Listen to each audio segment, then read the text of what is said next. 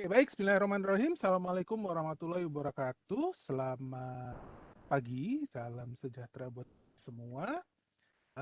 Hari ini kita masuk ke keenam.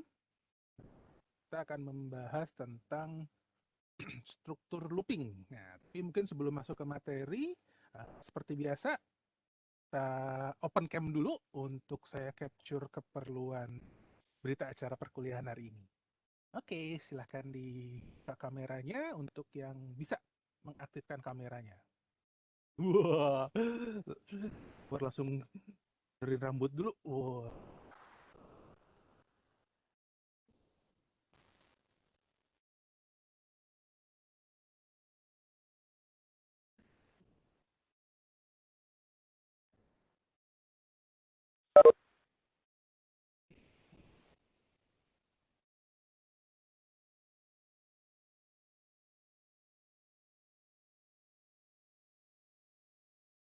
Oke, kalau gitu saya coba capture dulu ya untuk yang halaman pertama.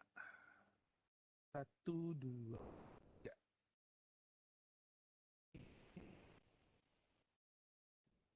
Hal-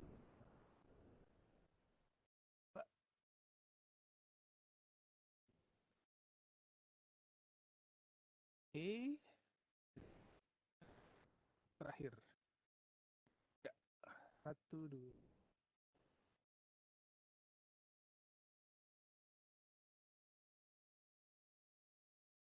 Oke, baik. Terima kasih.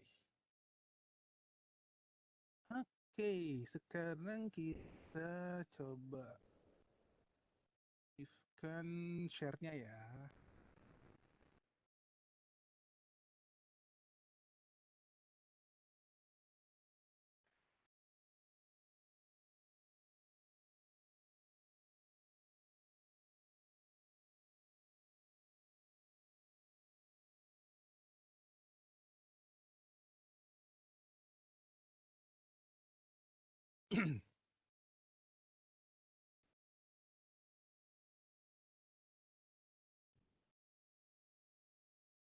Oke, jadi materi hari ini kita akan bahas tentang apa itu looping atau perulangan di dalam bahasa Python. Kita harus tahu ada berbagai macam kondisi dalam sebuah looping, di mana kondisi-kondisi itu nanti akan kita gunakan dalam tanda kutip, sebenarnya tergantung kebutuhan dan juga mungkin tergantung kebiasaan Anda sebagai seorang programming ya. Jadi dalam mengoding sebuah program biasanya pendekatannya biasanya pasti akan jadi beda. Kapan kita melakukan kondisi dulu baru di looping, atau kita looping dulu baru kita cek kondisinya. Atau kalau sudah terstruktur atau sudah tahu, mungkin kita bisa menggunakan salah satu looping tertentu saja. Oke, jadi kita akan bicara di sini looping yang ada, kemudian ada berbagai macam looping yang secara umum digunakan, dan ada yang dalam tanda kutip hanya digunakan di Python. Oke,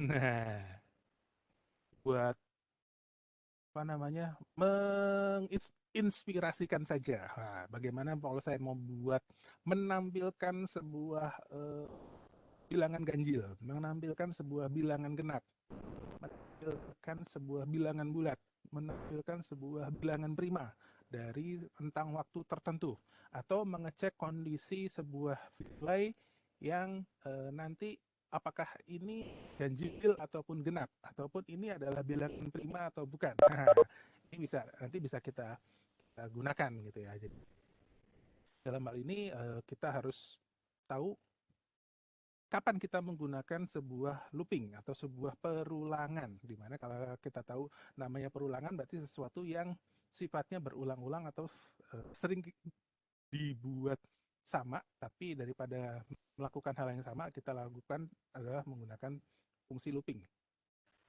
Oke, by definition kita tahu looping atau iterasi atau repetisi atau looping ya ini bahasa yang kita kenal. Jadi kita kenal iterasi, kita kenal repetisi dan juga kita kenal biasanya kita kenal dengan istilah looping. Di mana fungsinya adalah mengulang sebuah statement, sebuah sintaks supaya mengirit apa ya? Memperkecil kondisi coding program. Kebayang kalau misalkan Anda diminta menampilkan huruf A sampai Z, ya, misalkan A sampai Z berarti Anda melakukan print A, print B, print C, terus sampai Z, berarti ada 26 baris. Nah, dengan menggunakan looping, saya bisa gunakan fungsi looping tersebut, sehingga mungkin hanya membutuhkan 2 atau 3 baris coding program saja, tapi tetap bisa memunculkan A sampai Z, 1 sampai 1 juta misalkan gitu. Nah, itu ya. Jadi penggunaannya adalah untuk mengefisiensikan coding program kita supaya eh, hasilnya sama, tapi running code-nya akan jauh lebih sedikit atau lebih simpel. Oke, secara struktur biasanya dalam looping kita akan punya yang pertama yang disebut dengan inisialisasi counter.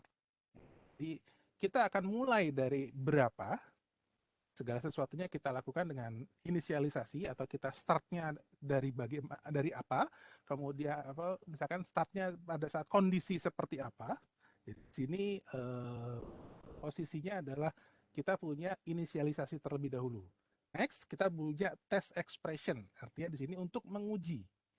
Uji apa? Menguji apakah sebuah nilai nanti ini akan sampai atau memenuhi dari sebuah kondisi ya. Next, baru kita bicara increment expression-nya ataupun posisi penambahan atau pengurangan atau bagaimana proses datanya tadi akan ditampilkan di dalam sebuah looping. Jadi fungsi-fungsi ini biasanya paling umum digunakan dalam sebuah looping. Artinya kita tahu kalau ingin menampilkan A sampai Z, berarti inisialisasi awalnya adalah huruf A, terus kemudian expression-nya adalah sampai dengan ketemu uh, huruf Z, misalkan seperti itu. Kemudian increment-nya seperti apa? Karena kita ingin menampilkan seluruhnya, berarti akan ditambahkan satu-satu. Jadi dari A tambah satunya adalah muncul karakter berikutnya adalah B, tambah satu lagi karakter berikutnya adalah C, dan seterusnya. Sampai expression-nya nanti terpenuhi. Oke, sebelum lanjut ke coding ya, di sini ada yang disebut umum. Secara umumnya, ada 3 kondisi looping yang digunakan. Dalam hal ini, ada tiga kondisi looping yang umum digunakan dalam semua bahasa pemrograman. Cuma nanti di dalam bahasa Python yang akan kita gunakan atau yang umum digunakan di dalam Python ini hanya 2 yang paling atas yang ada tulisannya available in Python, jadi hanya for dan while saja. Untuk repeat until seperti apa pendekatannya dalam Python nanti saya akan coba tampilkan juga, tapi biasanya memang tidak umum digunakan di dalam Python, tapi dalam bahasa pemrograman lain ini sangat digunakan. Jadi dalam bahasa pemrograman kondisi sebuah looping ada 3. Pertama dengan menggunakan for, terus kemudian menggunakan while, dan menggunakan yang disebut dengan repeat until. Apa itu for, apa itu while, apa itu repeat until, akan dijelaskan di slide berikutnya. Ya, jadi diingat hanya ada 3. Secara umum ada 3 kondisi looping, for, while, dan repeat until. Tapi dalam Python yang digunakan hanya 2, for dan while. Pak, gimana kalau repeat until-nya? Ada sedikit modifikasi untuk bisa kita gunakan menggunakan repeat until. Karena apa? Biar umum. Semua bahasa pemrograman pasti umumnya menggunakan 3 kondisi looping ini. Tapi karena Python biasanya hanya pakai 2. Tapi ada juga saya bisa berikan coding yang menggunakan repeat until tapi jarang digunakan di Python. Oke, kita coba jelaskan satu persatu. Saya hanya menggambarkan flow-nya saja dan mohon dicatat saja karena saya sengaja nggak nulis di sini karena biasanya ini jadi pemahaman, jadi bukan hafalan. Saya harap ini jadi pemahaman bukan hafalan. Oke, pertama kita akan bicara for. For ini adalah sebuah looping yang nanti digunakan hanya untuk sesuatu yang sifatnya sudah jelas. Artinya apa? Start stop-nya sudah jelas. Misalkan saya ingin menampilkan dari 1 sampai 100, itu kita bisa gunakan looping for. Kenapa? Sudah jelas. Yang diminta apa? 1 sampai 100. Oke? Jadi penggunaan looping for biasanya sudah jelas start stop-nya. Increment-nya pun juga sudah jelas. Penambahannya pun jelas. Mau nambah 1, nambah 2, nambah 3, dan sebagainya. Jadi, kalau misalkan Pak, saya bikin buat looping, menampilkan angka tak berhingga, tapi pada saat saya tekan tombol escape, dia harus selesai. Nah, itu nggak bisa. Kita tidak bisa menggunakan for. Kenapa? Karena for ini kalau dibilang sampai tak hingga, nggak berhenti-berhenti dia, yang ada hang nanti komputernya, gitu kan. Nah, kalau menggunakan kondisi yang yang tidak jelas kapan berhentinya, nah itu nanti jangan gunakan for. Ya.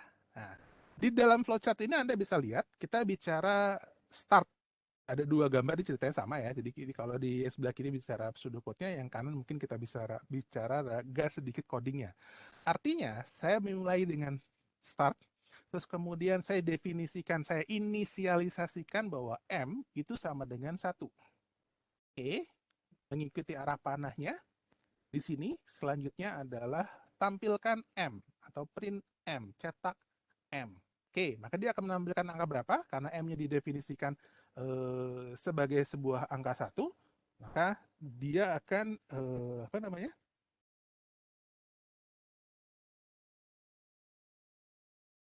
Dia akan menampilkan angka 1. Cetak M berarti akan menampilkan angka 1. Terus kemudian ada sebuah proses assignment di mana M diisi dengan M ditambah 1. Artinya nilai M yang semula nilainya 1 kita tambahkan dengan 1 sehingga sekarang M-nya nilainya 2. Oke, next. Ada sebuah kondisi membandingkan apakah nilai M lebih kecil atau sama dengan 10. Karena tadi ternyata nilai status M di sini sekarang jadi 2, maka dia akan bernilai true. Karena apa? 2 lebih kecil dari 10. Yes, true. Maka dia akan naik ke atas. So, dia akan balik lagi. Cetak M. M-nya berapa? Jelas bukan 1, karena terakhir tadi adalah M-nya adalah 2. Maka dia akan menampilkan angka 2. Next, kita masuk lagi. M sama dengan M plus 1. M-nya diisi dengan nilai M yang ditambahkan dengan 1. Maka M-nya akan menjadi angka 3. Cek lagi di sini. M-nya kurang dari 10. Karena M-nya 3, kurang dari 10, maka dia muter. Nah, ini muternya akan terus menampilkan sampai dengan kondisi ini tidak terpenuhi. Misalkan saya asumsikan M sama dengan M plus 1, di mana M-nya adalah 9. Nah, begitu 9, maka M di sini menjadi 10. Cek di bawah sini. M lebih kecil sama dengan 10 karena ada tanda sama dengannya, maka dia masih looping. Artinya dia akan mencetak sampai huruf M. Sampai huruf M. Sampai M-nya bernilai lebih kecil atau sama dengan 10. Jadi dia mungkin menampilkan 10. Nah, begitu turun lagi ke bawah, M-nya sama dengan M plus 1, maka M-nya jadi 11. Dicek kondisinya apakah 11 lebih kecil atau sama dengan 10, karena tidak, maka dia udah selesai. Nah, jadi di sini, kalau di dalam for, kita bisa lihat startnya kita tahu, kemudian increment-nya juga mau Anda tambahkan 1, tambahkan 2, tambahkan 4, terserah, boleh. Kemudian kondisi berhentinya juga sudah jelas. Nah, silahkan gunakan M. Silahkan gunakan for. Kesel ya mulutnya. Oke, sampai di sini ada yang ingin ditanyain? Artinya looping menggunakan for, kondisi start sama stopnya sudah terdefinisi dengan jelas. Ya. Kapan dia akan mulai, kapan dia akan berhenti. Mulai dari kapan sampai kapan. Oke ya, kalau tidak ada pertanyaan, kita lanjutkan. Nah, next kita bicara while loop. Apa ini while loop? Kalau dilihat di gambar ilustrasinya seperti ini, artinya apa? Saya punya inisialisasi, oke, sama seperti tadi ya. Kemudian, saya akan punya sebuah kondisi untuk mengecek apakah terpenuhi atau tidak. Kalau terpenuhi, maka dia akan menjalankan loopingnya. Kalau tidak, dia akan keluar. Oke, kita coba satu-satu. So, di sini kita mulai dengan M sama dengan 1, artinya sebuah variabel M kita isi dengan nilai 1. Kemudian akan dikondisikan, akan dicek. Apakah M lebih kecil dari sama dengan 10? Karena nilai M-nya 1 lebih kecil sama dengan 10, maka dia bernilai benar kan? Kondisinya akan bernilai benar, maka dia akan turun ke bawah dan menampilkan nilai M. Selanjutnya M sama dengan M plus 1, artinya nilai variabel M ditambahkan dengan 1. Sekarang M-nya bernilai 2. Kembali ke dalam kondisi di sini, kita cek apakah M lebih kecil sama dengan 10, karena M-nya nilainya 2, maka M lebih kecil dari 10, benar, cetak lagi. Dia akan looping terus sampai posisi, kalau di sini M-nya sama dengan 9, berarti dia akan M sama dengan M plus 1, berarti jadi 10. 10 masih masuk ya. Oke, sekarang begitu M-nya 10, 10 tambah 1 berarti 11. Maka dia pada saat kondisi di sini 11 lebih kecil sama dengan 10? Enggak. Maka dia akan keluar. Oke, kelihatan nggak bedanya antara yang ini dan yang sebelumnya? Oke, pasti bisa melihat ya. Kalau di sini berarti kondisinya di bawah. Kalau di sini kondisinya di atas. Oke, nah repeat until, nah ini biasanya ada yang sedikit bingung nih. Bingungnya kenapa? Karena di sini posisinya mungkin Anda lihat hampir mirip dengan apa namanya? For. Cuma ingat tadi, for itu sesuatu yang jelas, tapi kalau repeat until sesuatunya nggak jelas. Nah, Pak, di sini kan apa namanya? Kalau dilihat nilainya sama Pak dengan yang for. Terus apa bedanya? Sebenarnya sama aja. Cuma tadi kalau bilang kondisinya jelas dan tidak jelas. Karena for itu sudah terdefinisi, angkanya sudah tahu.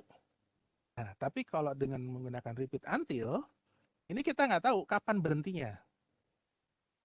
Oke, Pak, ini ada Pak kondisi berhentinya. Ya, kebetulan saya kasih contohnya M sama dengan 10. Yang kita tahu. Misalkan nanti di suatu saat kita akan bicara tampilkan terus sampai tertekan tombol escape. Misalkan seperti itu. Sampai tertekan tombol enter. Nah, kan nggak bisa pakai for. Tapi kalau pakai repeat until, bisa. Kenapa? Ada sesuatu kondisi yang menyatakan eh, loopingnya akan terus berjalan sampai tertekan tombol enter. Kita nggak menekan tombol enter ya dia nampilin terus. Hang nggak Pak? Ya nggak, kan dia menjalankan sesuai perintahnya. Paling komputernya panas mungkin. Karena suruh mikir aja terus gitu kan. Begitu Anda tekan tombol enter atau tekan tombol escape yang Anda kondisikan, maka dia akan selesai. Bedanya di mana? Nah, bedanya dilihat-lihat sini. True false-nya coba lihat ya. True false-nya di sini kalau menggunakan repeat until, kalau dilihat secara gambar kesannya sama ya. Muternya ada kondisi di bawah dan kemudian muter. Tapi kalau dilihat dari status kondisinya, di sini for kalau terpenuhi dia akan looping. Tapi kalau repeat until, kalau terpenuhi dia malah keluar. Ini gambarnya panahnya salah. Ini harusnya panahnya dari sini nih panahnya. Harusnya panahnya dari sini. Salah, harusnya panahnya di sini ya. Salah.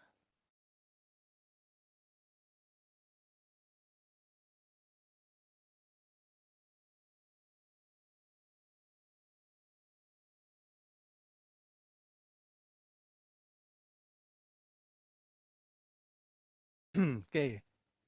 Jadi di sini terlihat bahwa kondisinya si apa namanya flowchartnya si repeat until dia akan melakukan looping sesuai namanya repeat until sebuah kondisinya terpenuhi.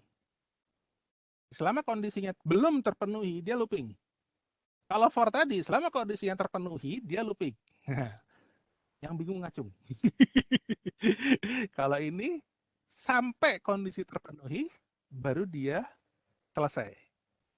Selama belum terpenuhi dia looping. Kalau for selama dia terpenuhi dia looping. Yang ini tidak terpenuhi dia looping.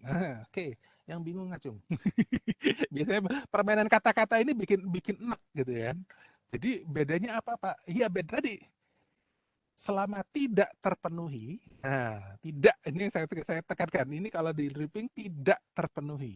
Tapi kalau for itu selama terpenuhi. Kondisinya benar, maka dia looping. Kalau pakai for ya, kalau kondisinya benar dia looping. Kalau pakai repeat until, kondisinya salah, baru dia looping. Oke? So, makanya saya bilang tadi, kalau Anda ngoding, biasanya masing-masing orang akan senang pendekatan yang berbeda-beda atau akan memiliki pendekatan yang berbeda-beda. Misalkan, saya ingin menampilkan angka dari 25 sampai 100. Kemudian yang akan saya tampilkan adalah bilangan ganjilnya saja. Anda mau pakai looping yang mana? Tiga-tiganya bisa. Kan? Hanya tinggal nanti mau pakai for boleh, mau pakai while boleh, mau pakai repeat until pun boleh. Ya tadi pemahamannya sudah sampai mana? Karena yang penting kita meletakkan kondisinya. Nah, kondisinya yang dibuat harus bagaimana. Oke. Nah, sekarang apa bedanya while sama repeat? Kalau tadi for sama repeat, kita tahu bedanya for selama terpenuhi dia akan apa namanya? Melakukan loopingnya. Kalau repeat until, dia akan melakukan loopingnya selama bernilai salah.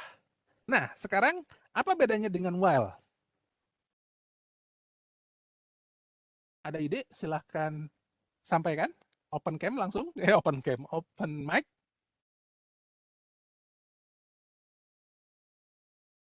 Yang jelas tadi, atau saya lihatkan ya. Nah, ini yang while tadi. Apa bedanya dengan repeat until? Silahkan open mic. Ini sama ini. Yang jelas kelihatan adalah apa?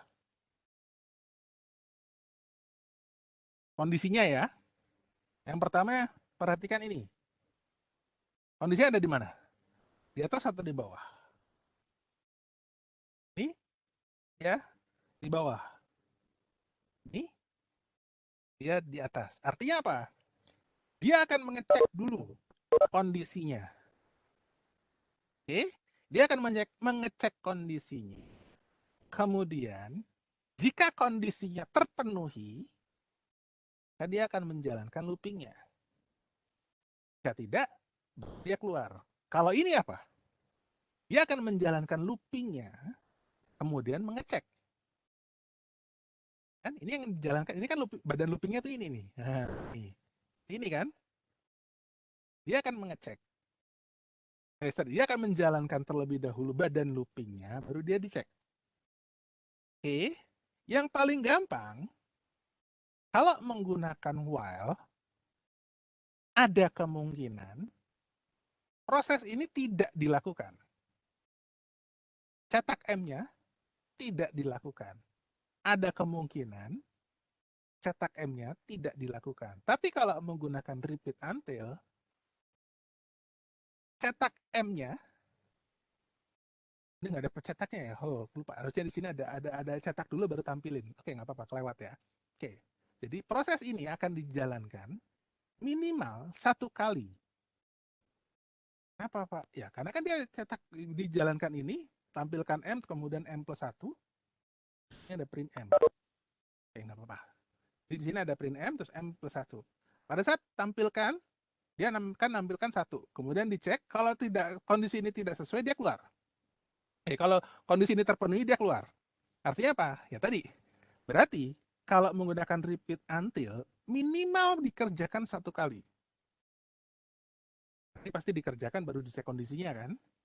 Sedangkan kalau yang menggunakan while loop, bisa jadi tidak dikerjakan sama sekali yang ini. Kenapa? Misalkan saya sebutkan M-nya adalah 11. Oke, M-nya 11 sesuai nggak dengan ini? Udah pasti tidak sesuai, maka dia langsung keluar. Dicetak nggak? Enggak. Oke ya. Tuh yang ini tadi juga sama. Kalau M saya tulis 11, kemudian di sini ada print M, maka dia akan tampilkan dulu M-nya 11 kan. Kemudian M plus 1, jadi 12 M-nya. Dicek di sini. Oh ternyata, apa namanya, tidak sesuai atau sudah lebih besar dari 10. Ini juga kenapa M10? Ini harusnya lebih besar ya. Oke, nggak apa-apa. Baru dia keluar. Oke. gambarnya salah ini. Ya sudah, nanti kita coba lihat. Oke, perbedaannya seperti itu. Nanti kita coba codingnya langsung ya. Nah, sekarang kita lihat satu persatu. Di dalam codingnya si Python,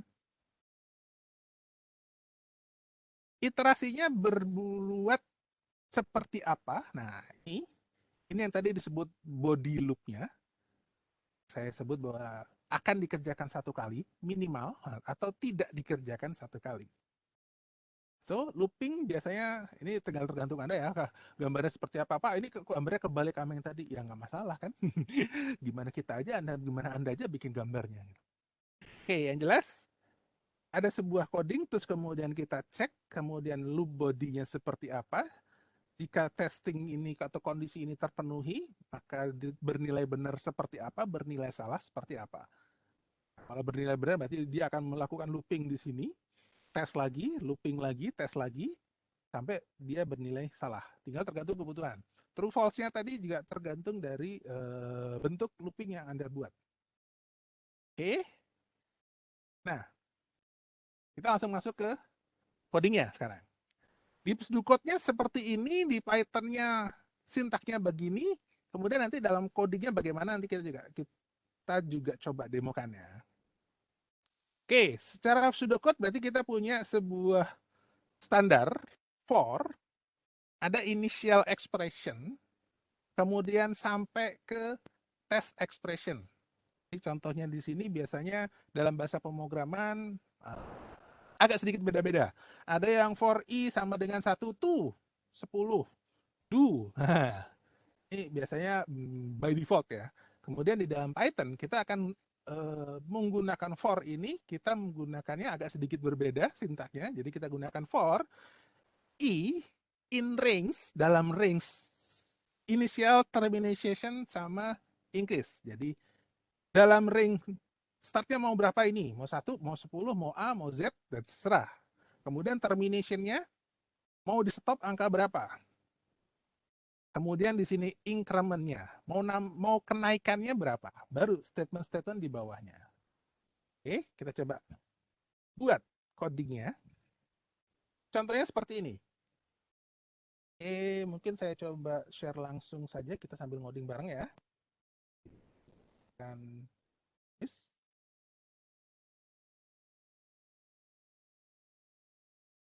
stop dulu. Stop, saya aktifkan.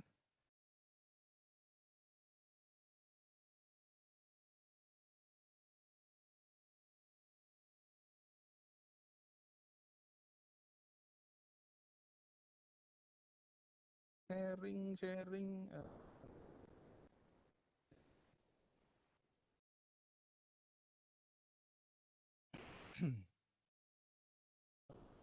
Oke, mudah-mudahan terlihat ya.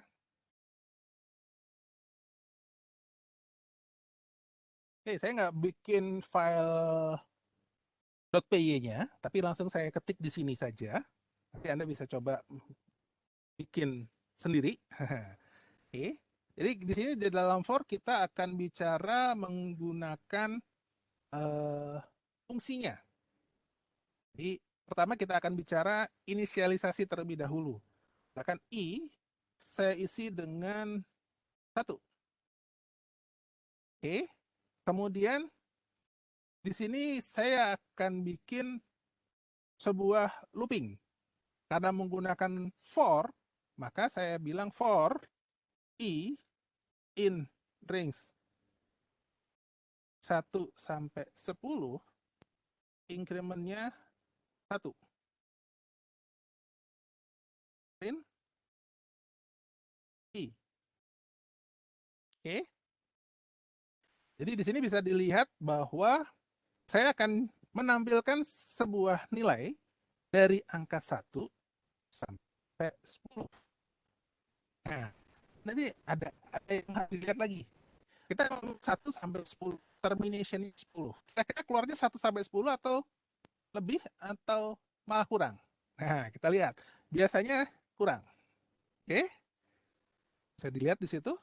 Kita punya angka Dari 1, diminta 1 sampai 10 kan? Karena for-nya maksimum stopnya di 10, kan dia malah berhentinya di 9. Kenapa? Karena 10-nya dianggap sudah keluar.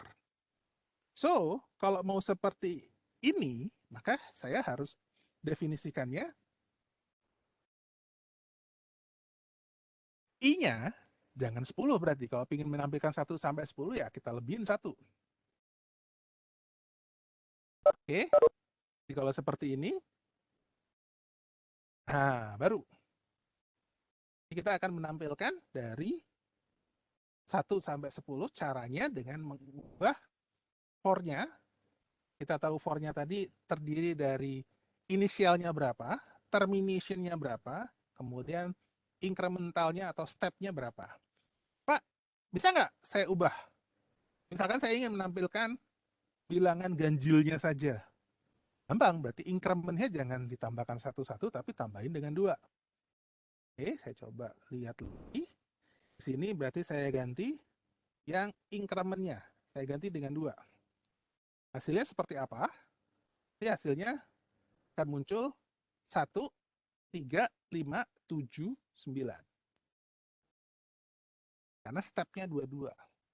Seolah-olah I-nya tambah dengan 2, I tambah 2, I tambah 2. Oke, bisa diikutin. Jadi kalau penggunaan for, biasanya orang menggunakan for karena posisi yang kita cari jelas. Misalkan tampilkan 10 bilangan, tampilkan 5 huruf, tampilkan 5 list, tampilkan 10 list. Nah, artinya sudah ketahuan yang akan dikerjakan sebanyak berapa kali. Oke, tapi kalau kondisinya tidak ketahuan kapan berhentinya, atau saya tidak tahu kapan nilai ini akan terpenuhi. Nah, jangan gunakan for. Oke, bisa diikutin. Gampang susah. Tapi yang jelas, biasanya untuk penggunaan for, orang hanya menggunakan for pada saat kita tahu start stopnya. Sudah terdefinisi, mau dari berapa sampai berapa. Mau menampilkan angka apa saja. Pak, menampilkan bilangan genap saja berarti gimana Pak? Ya, Anda yang punya ide? Yang diubah bagaimana? Stepnya ditambahin? Enggak, tapi yang diubah adalah kita anggap startnya misalkan. Saya anggap startnya mulai dari 2. Tadi akan muncul 2, 4, 6, 8, 10, dan seterusnya. Sesuai dengan keinginan stopnya sampai berapa. Oke, Pak bisa nggak dengan kita muncul angkanya beragam? Atau angkanya apa namanya? Tidak terurut, Fibonacci misalkan. Nah, jangan pakai for berarti. Oke, itu ya maksudnya ya. Jadi kalau misalkan kita hanya ingin menampilkan sebuah urutan yang sifatnya sequence, silakan gunakan for. Tapi kalau yang tidak sequence atau Anda nggak tahu kapan mau apa namanya berhenti, silakan gunakan selain for. Ada 2 tadi, while sama repeat. Tapi di dalam Python umumnya menggunakan while. Umumnya karena jarang menggunakan repeat until. Nanti saya kita bisa ntar bisa demokan sedikit ya penggunaan repeat until-nya itu pada saat apa, tapi biasanya jarang digunakan. Oke, saya coba kita lanjutkan. Next, kita bicara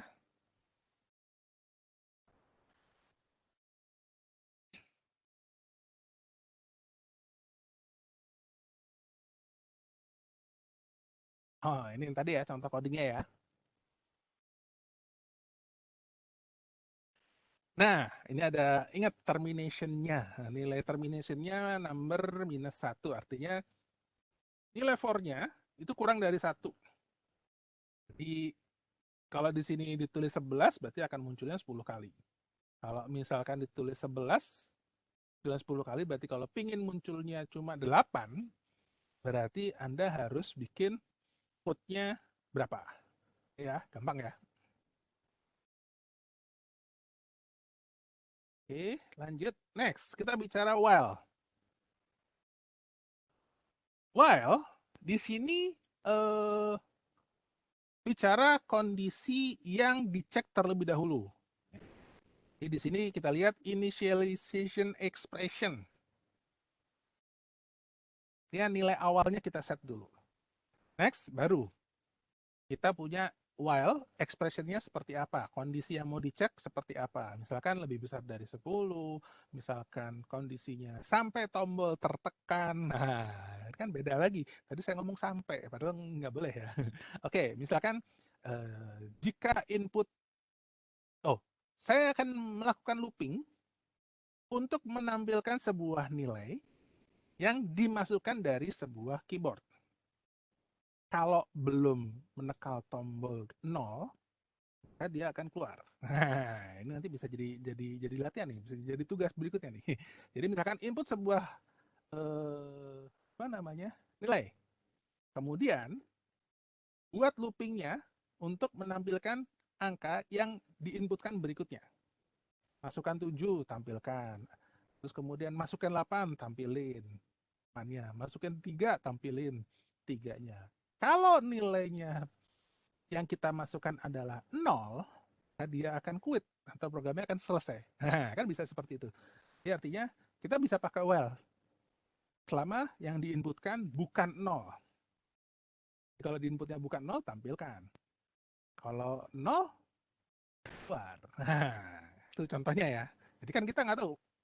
Kita menekan tombol 0 pada saat putaran, pada saat looping yang keberapa? Nggak tahu. Silakan gunakan while. Tapi kalau kita tahu berapa lama looping tersebut mau dibuat, nah silahkan gunakan for. Oke, desain code-nya juga sama, nggak ada bedanya, cuma bedanya dari sisi code-nya sekarang. Kita coba ya. Jadi di sini code-nya agak sedikit berbeda. Kita pindahin, kita bicara while. Oke. Nah, biar sedikit beda saya tidak pakai i lagi, saya pakai j misalkan. J saya isi dengan 1. Oke. Kemudian while j lebih kecil sama dengan 10. Nah, saya tampilkan print j. Oke. Dan saya increase, saya increment. Incrementalnya saya bikin. Kalau nggak dibikin gimana Pak? Nah ini.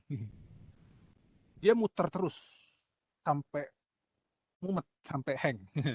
Jadi harus hati-hati. Artinya kita harus membuat SKI J ya. J sama dengan J plus 1. Kalau menggunakan while, codingnya otomatis sedikit lebih kompleks, di mana Anda harus tahu posisi incrementnya. Kalau enggak, dia looping terus. Jadi tadi, misalkan J plus sama dengan J plus satunya lupa ditulis, yang terjadi gimana Pak? Yang terjadi dia akan selalu menampilkan nilai J berdasarkan inisialisasi awal. Oke, kita coba ya. Nah, seperti itu. Pak, tadi Pak, cobain yang kata Bapak kalau J-nya nggak ada. Oke, kira-kira kalau ini saya execute, J-nya hilang, tampilannya apa? Wah, nggak ada malah. Kenapa nggak ada? Karena J-nya sudah berubah. Beda dengan tadi yang I ya. Tadi, nah di sini saya nggak selalu menulis I plus satunya cukup ditulis di awal. Ya, I-nya tetap 1, kemudian loopingnya berjalan. Sedangkan di sini, kalau kita lihat, J-nya nilainya berapa saat ini? J-nya nilainya adalah kondisi terakhir. Maka misalkan saya print J, nilai terakhir adalah 11. Kenapa? Karena sudah 10 ditampilkan, terus kemudian J plus 1 jadi 11. Sekarang kalau kita lihat, variabel I terakhir tadi berapa? Ini jadi 10.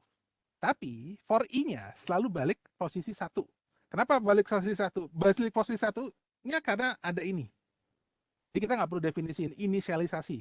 Tapi kalau di while, inisialisasinya kita definisikan dulu. Oke? Yang bingung ngacung. Seolah-olah saya bikin ini tuh nggak ngaruh sebenarnya di dalam for. Yang penting Anda bikin ini. Pada saat saya definisikan I in range 1 sampai 11, increment 1, artinya ini saya bikin inisialisasi, terus kemudian baru kita looping. Nah, sedangkan kalau di while, setiap ngoding kita selalu bikin lagi J sama dengan 1, baru kita buat while, J lebih kecil sama dengan 10, print J. J-nya nggak di increment, Pak. Kita cobain. Ya udah, nggak apa-apa, kita coba. Paling munculnya 1 terus. Wah, tuh kan. 1 terus nggak berhenti-berhenti. Kapan berhentinya? Nggak tahu. Karena kondisinya nggak di set untuk nambah di dalam looping. Jadi dia looping aja terus. Sampai botak. Saya coba break aja. Oke. Jadi kalau pakai looping while, kondisinya Anda harus definisikan pada saat kondisi tersebut bisa dinyatakan benar, terus kemudian jangan lupa untuk keluarnya seperti apa. Yang bingung ngacung. Oke ya. So, dari coding yang tadi dibuat, misalkan, Pak, kalau gitu saya bisa nggak menampilkan bilangan ganjilnya saja? Sama, bisa. Saya definisikan lagi J sama dengan 1, while J lebih kecil sama dengan 10, print J,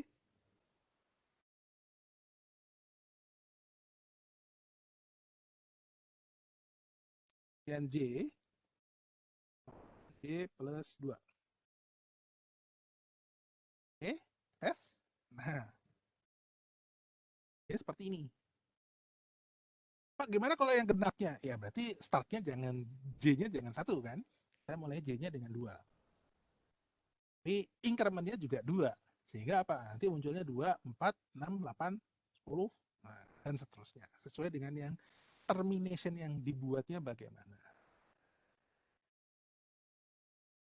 Oke. Nah, ini materi hari ini cuma ini doang. Nah, depan baru saya kasih tugasnya. Next, kita bicara yang terakhir. Nah, slide terakhir ini hanya bicara tentang repeat until. Ini tidak umum digunakan di Python, tapi bisa kita gunakan. Caranya apa? Nih, di sebelah kanan ada.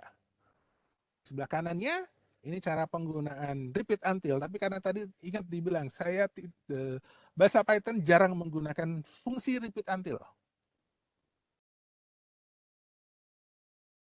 Kenapa?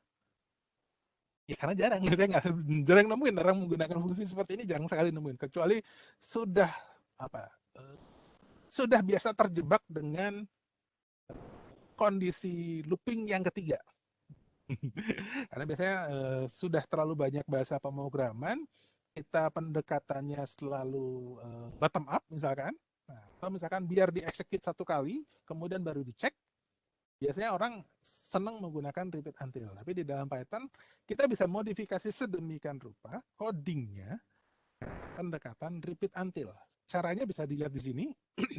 Saya langsung buat kondisi while true. Artinya apa? Sampai botak pun nilai kondisinya karena di set true, maka loopingnya akan dikerjakan. Benar kan? Baru dia kita kasih sebuah kondisi di dalamnya untuk menyatakan bahwa loopingnya bisa keluar atau bisa selesai jika kondisinya terpenuhi. Oke,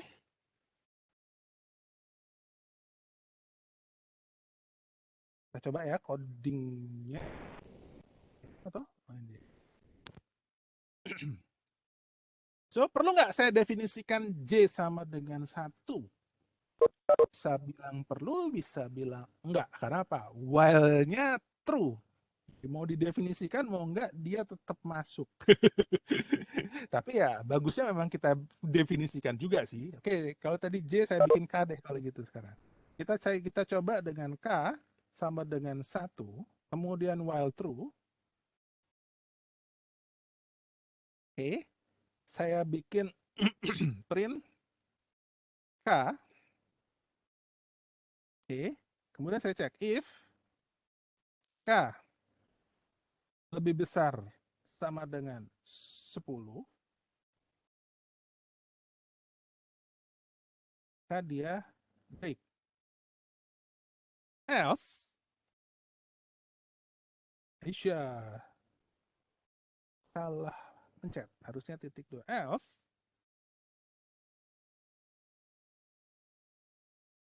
K, K sama dengan K plus 1. Oke, kira-kira hasilnya bagaimana? Hasilnya muncul berapa? Hasilnya muncul seperti ini. Di repeat until-nya untuk di Python ini agak sedikit memodifikasi fungsi while digabungkan dengan fungsi condition. Ada cara lain nggak, Pak? Ada. Kita coba ya. K sama dengan 1. While true in K, dan K sama dengan K plus 1. K lebih besar 10. Tik. Bedanya apa? Ini pakai else, yang atas nggak pakai apa? Yang atas pakai else, yang di bawah saya nggak pakai else karena else-nya nilainya akan saya taruh langsung di dalam badan loop-nya. Hasilnya bagaimana? Beda kan? Code-nya sama, lebih besar sama dengan. Ini juga lebih besar sama dengan. Tapi karena ada increment di sini, artinya apa? Kalau di sini dicek dulu, baru ditambahkan. Kalau di sini dia tambahkan dulu, baru dicek. Sehingga apa? Yang 10-nya nggak masuk. Kenapa? Karena begitu 9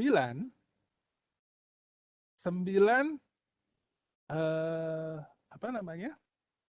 Tambah 1, 10. Kak, Kak lebih besar atau sama dengan 10, karena ini sama dengan terpenuhi, maka dia langsung break. Oke? Jadi perbedaannya kalau Anda belum nyobain pasti belum belum terlihat langsung. Jadi Anda harus nyobain dan juga mencoba mengubah-ubah nilainya sehingga tahu bedanya di mana.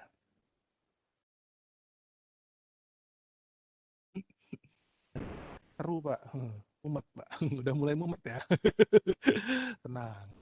UTS nanti juga saya akan berikan code-code sederhana, terus kemudian kira-kira hasilnya seperti apa, atau mungkin salahnya di mana. Ujian UTS-nya pun nanti rencananya saya bikin take home test. Jadi mungkin saya kasih waktu durasinya 3 atau 4 hari, terus kemudian nanti silakan disubmit ke sebuah Google Form yang sudah saya siapkan nantinya. Durasi waktunya juga kita batasi, biar jelas kapan Anda ambilnya, terus kemudian Anda akan kumpulnya kapan. Ya, so far untuk minggu depan tidak ada pertemuan seperti ini untuk mata kuliah algoritma. Untuk yang mata kuliah apa namanya e-commerce, mungkin saya coba cek dulu pertemuannya, apakah akan kita asinkronkan atau tidak. Oke, sampai di sini ada pertanyaan sebelum saya tutup. Silahkan. Kalau ada yang nyobain pasti nanti, atau masih ada yang protes pasti. Pak, kenapa itu gini? Pak, kenapa gini? Biasanya seperti itu. Pak, saya izin bertanya. Oke, silakan. Kalau misalnya Nadia pakai Visual Studio, boleh kan, Pak? Visual Studio apa? Sih. Visual Studionya Visual Studio apa? Kan ada Visual Studionya. Visual Studio Code, Pak. Visual Studio Code. Oh, ininya, IDE-nya. Yang apa-apa sih. Iya, Untuk Pak. penampilannya sih silakan, nggak apa-apa. Yang penting kan bahasa pemrogramannya masih pakai Python. Saya kira Visual Studio-nya pakai yang C Sharp atau C ataupun apa namanya ASP Java kayak gitu ya jangan. Tapi kalau code-nya masih selamat masih pakai Python silakan. Salah. Pakai text editor pun juga nggak jadi masalah kok. Kan runningnya nanti di dalam Python ya. Baik, Pak. Terima kasih. Oke. Ada lagi kah? Saya Vita, Pak, mau nanya. Tadi saya coba-coba yang apa tuh yang I sama dengan satu kan. Buat I in ranks itu malah hasilnya munculnya satu-satu gitu, Pak. Nggak ada kayak kayak Bapak tadi kan 1 sampai 10 ya. Ya saya malah jadi satu-satu semua, Pak. Bingung Lah saya. lo. Bisa di-share code-nya? Biar kita cek bareng-bareng. Biar teman-teman juga ada ini nanti. Saya share di grup aja ya, Pak. Soalnya saya pakai Oh, webnya di handphone. Kalau di oh laptop di nggak HP. ada suara, Pak. Oke, nggak apa-apa. Coba di capture nanti saya coba lihat bersama-sama.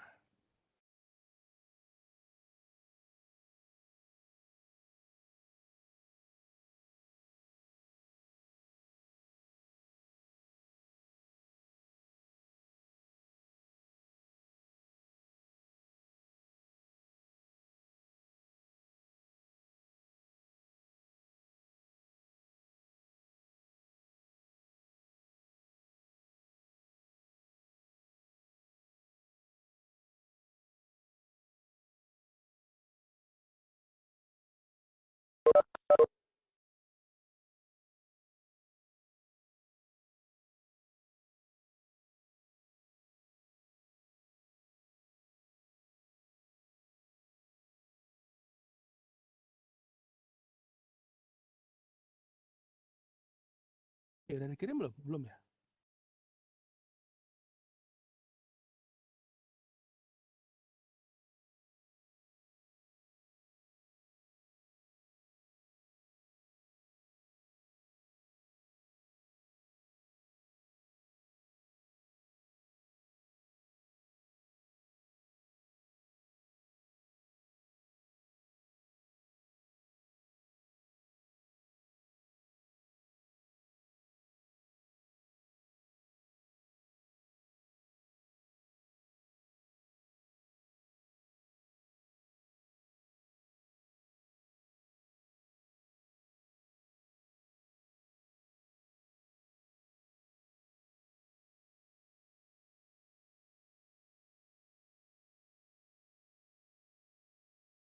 Oke, sambil nunggu kita kirim, ada yang ingin tanyakan yang lain? Silakan.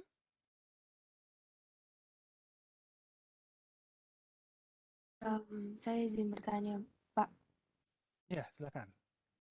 Tadi kan sempat dijelasin ya, Pak, dan dicontohkan juga yang repeat until atau while itu sendiri, sama yang gabungan yang di akhir itu, yang Mhm. pengecekan terlebih dahulu atau kita masukin dulu baru dicek ya, Pak. Nah, untuk ke depannya kita harus menguasai kedua hal tersebut atau senyamannya kita dalam mengcoding gitu, Pak. Jadi kayak buat persiapan aja Hmm. sih, Pak, sebenarnya buat ke depannya gimana gitu, Pak. Terima kasih. Oke. Jadi gini, seperti yang tadi saya bilang, kadang-kadang ada yang sangat nyaman dengan menggunakan for, gitu kan ya. Tapi di satu kasus, for itu tidak bisa kita gunakan karena tadi saya nggak tahu kapan berhentinya, gitu kan. Nah, maka kalau tidak tahu kapan berhentinya, silahkan gunakan yang selain for. Artinya bisa menggunakan while ataupun repeat until tadi. Nah, makanya tadi kalau saya bilang sih ya tadi senyaman Anda pakai yang mana. Kalau memang ternyata wah nggak bisa pakai for nih gitu ya, udah berarti Anda mau nggak mau pakai yang while atau yang repeat until tadi. Ya, kesannya Pak kalau yang repeat until jadi codingnya kerasan jadi tambah banyak. Nah iya iya. Jadi kan kita melakukan looping terus kemudian kita melakukan kondisi pengecekan di situ selama belum terpenuhi berarti dijalankan, begitu sudah terpenuhi dia keluar gitu kan. Jadi eh, kondisi-kondisi ini saya bilang biasanya nanti dalam coding pemrograman tergantung permasalahannya. Karena ternyata oh dia harus ditampilkan dulu, baru kemudian dicek gitu kan. Nanti kita gunakan yang pendekatan yang ketiga tadi, yang menggunakan repeat until, karena ditampilkan dulu baru dicek. Ada yang nanti pendekatannya adalah cek dulu, kalau benar baru tampilkan. Kalau nggak benar, keluar, nggak akan ditampilkan. Nah, berarti kan kita seolah-olah menggunakan kondisinya di atas, menggunakan while. Jadi bisa dibilang, ya tadi, Anda nyamannya di mana? Kalau saya sih biasanya bilang ke mahasiswa saya yang anak-anak informatika ya, tergantung pendekatannya. Karena untuk Anda yang bukan orang informatika, saya bilang ya terserah Anda mau pakai yang mana, selama hasilnya sama, it's okay, no problem, gitu kan. Tapi kalau anak-anak informatika, akan saya lebih tekankan lagi, yang diingat berikutnya adalah efisiensi coding. Jadi kalau buat Anda, saya nggak menekankan efisiensi, saya cuma menekankan codingnya jalan Pak, ya sudah selesai, that's it, gitu kan. Nah, kalau anak informatika, akan saya tekankan lagi adalah efisien yang mana coding yang akan Anda buat. Karena apa? Per baris ini akan menciptakan 1 kilo. Misalkan saya akan asumsikan per baris akan menciptakan ukuran filenya jadi bertambah 1 kilo, misalkan 1 kilobyte ukurannya. Semakin Anda banyak baris, berarti ya aplikasi Anda pada saat di-compile, dia akan menjadi tambah besar. Karena kita akan bicaranya adalah efisiensi. Code yang kecil dengan hasil yang sama, itulah yang akan disebut sebagai coding yang paling baik. Kayak misalkan saat ini lagi rame ada kompetisi programming gitu ya, dunia internasional. Nah, yang dilihat pertama bukan masalah asal running. Yang jelas, oke, outputnya sesuai, efisiennya yang mana, paling cepat yang mana. Tambah rame lagi tuh, kenapa? Kita bicara kecepatan compilernya. Compilernya dilihat berdasarkan prosesor, Pak. Enggak, diasumsikan prosesornya akan sama, tapi kompilasinya dia akan lihat mana yang paling cepat. Nah, kan kalau udah kayak gitu, beda lagi ceritanya. Oke, jadi mudah-mudahan menjawab siapa tadi? Amanda ya? Jadi Iya, Pak. kapan kita pakai bebas, tapi yang rambu-rambunya tadi, kalau for itu kita tahu start stopnya. Tapi kalau bukan tahu start stopnya, istilahnya apa? Iterasinya jelas dari 1 sampai 100. Ada angka yang berulang jelas. Tapi kalau menggunakan while itu juga bisa kita gunakan. Tapi orang umumnya menggunakan while itu untuk sesuatu yang belum jelas kapan berhentinya. Kita bisa tahu start stopnya juga sih. Cuma ya tadi loopingnya bisa melebihi dari prediksi kita. Mudah-mudahan menjawab. Baik, Pak. Menjawab. Boleh tanya satu lagi? Tidak ya, Pak? Kan? Nggak masalah. Em, jadi terkait tugas kemarin kan tugas kemarin menggunakan bahasa Inggris ya Pak ya. Kalau semisal dari kita Nggak boleh nggak masalah. sih Pak pakai bahasa Indonesia gitu boleh? Nggak masalah. Diperbolehkan Kan atau tidak? saya lihatnya apa ya, kemampuan Anda untuk menginterpretasikannya, ya gitu kan. Jadi misalkan saya sebut all morning, ya terserah Anda, yang ada yang masukin durasi angka, misalkan jam 9, jam 10, jam 3, jam 13, jam 3 siang, jam sore. Nah, itu juga kan tinggal tergantung kebutuhannya. Jadi misalkan Anda tinggal menjawab, berarti kalau morning itu asumsinya misalkan jam 4 sampai jam 10 misalkan, nah itu asumsinya seperti itu. Kemudian apa namanya, jam siang asumsinya mungkin jam sekian sampai jam sekian. Nah, itu bisa. Jadi tinggal tergantung put ataupun asumsinya. Karena kalau saya bilang harus sesuai ya enggak juga, karena yang saya lihat adalah codingnya sih, sampai sejauh mana Anda bisa membedakan penggunaan if-nya, kemudian if di dalam if-nya, if else-nya. Nah, ini karena kemarin juga ada yang Japri ya, jadi nanyain Pak kalau gini kok kenapa keluarnya ini? Oh, kan coba dilihat if-nya harusnya if di dalam if di dalam if, gitu kan? Karena Anda bikinnya seperti itu. Oke, ini apa? Oh, Baik Pak, terima kasih Bapak Vini. sama-sama.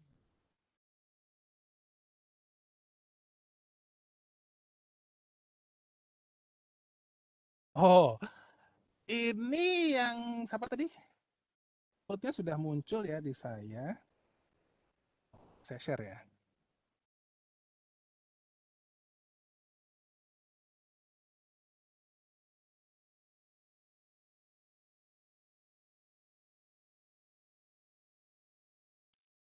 Itu printnya print 1 atau print I? Saya bingung ini. Iya, Pak, Kayaknya print print 1. 1, Pak, maaf. Saya kira tadi 1, Pak. Kan print I-nya yang Udah saya ditampilkan. coba lagi jadi print I, bener, Pak. Maaf ya, Pak. Oke, ya sudah, nanti udah solve ya.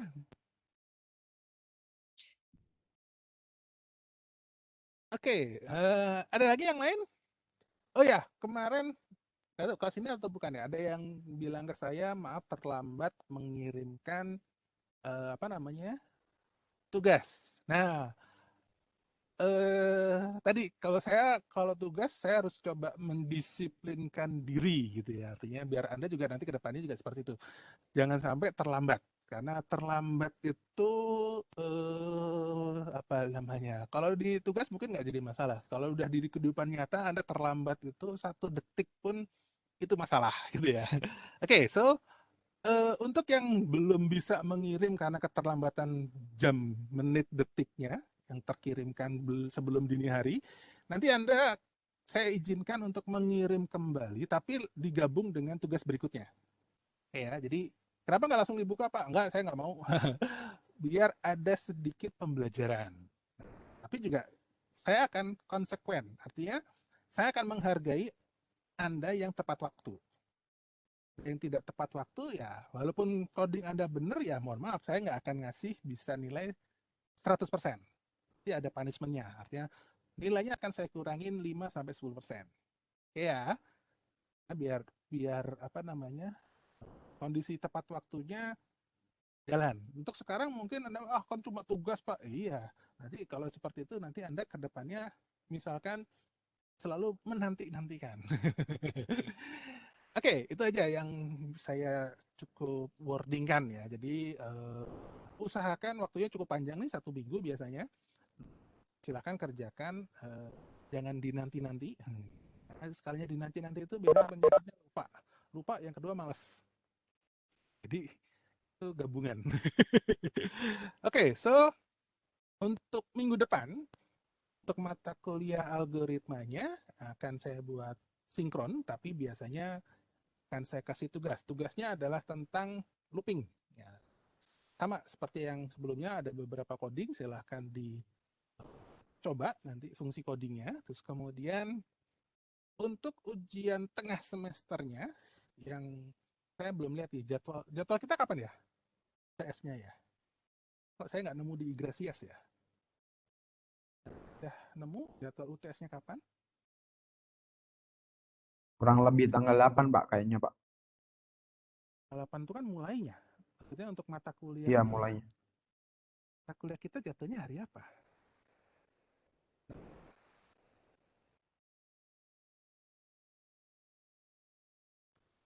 Jadwalnya. Oke, nggak apa-apa. Kalau nanti ada yang nemu jadwal UTS-nya hari apanya, tolong diinfokan di grup ya. Saya juga coba sambil nanya ke Kaprodi deh, hari apanya. Sama dengan hari kuliah sih nggak apa-apa gitu kan. Ya, biasanya kan kalau kelas paralel kayak gini kan biasanya jadwalnya digabung gitu ya. Oke, berarti ada pertanyaan lagi yang lain sebelum saya akhiri pertemuan hari ini?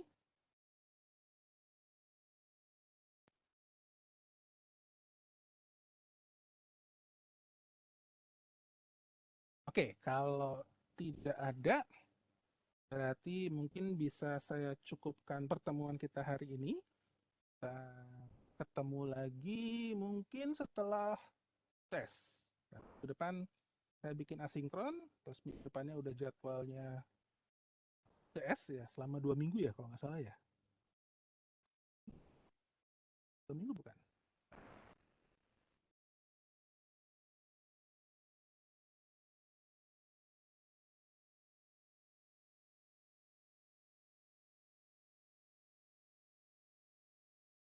Delapan sampai 17 ya, 2 minggu ya. Oh nggak 2 minggu, 10 hari. Kami sudah langsung masuk. Oke. Oke, baik. Kalau gitu mungkin untuk hari ini saya cukupkan dulu. pertemuan kita hari ini, dan insya Allah kita ketemu di lain kesempatan selama mengerjakan tugas yang nanti untuk di minggu depan, dan juga selamat menempuh ujian tidak seriusnya, ujian tengah semesternya. Saya akhiri, wabillahi taufiq wal hidayah. Wassalamualaikum warahmatullahi wabarakatuh. Selamat. Waalaikumsalam Waalaikumsalam. warahmatullahi wabarakatuh, Pak. Terima kasih banyak, Terima kasih Bapak. banyak, Pak.